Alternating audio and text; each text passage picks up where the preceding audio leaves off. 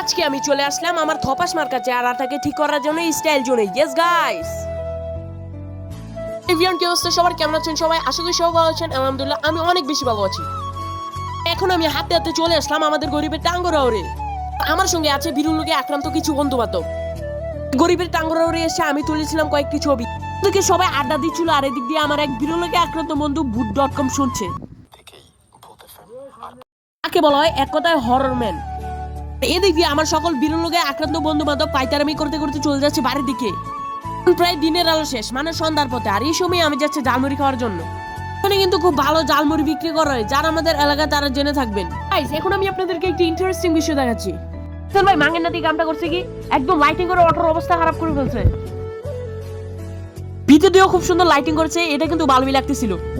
By the way guys, এখন আছি আমি আমাদের এলাকার বাজারে। আর এটা হচ্ছে লন্ডন টাওয়ার। এটা ফার্স্ট ফ্লোরে রয়েছে আমাদের দোকান। এই দিক দিয়ে হচ্ছে আমাদের এলাকার বাজার।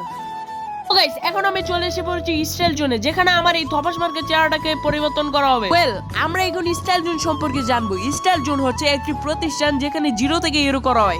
আপনারা পেয়ে যাচ্ছেন হেয়ার ট্রিটমেন্ট, ফেস ট্রিটমেন্ট এবং কি বিভিন্ন ধরনের হেয়ার কাট। এটা হচ্ছে আমার চুল কাটার শেষের লুক। আরে ভাই, আমি এমনি তো সুন্দর না, চুল কাটতে এত সুন্দর লাগে না। তো আজকের ভিডিও এই পর্যন্ত ছিল। সবাইকে ধন্যবাদ।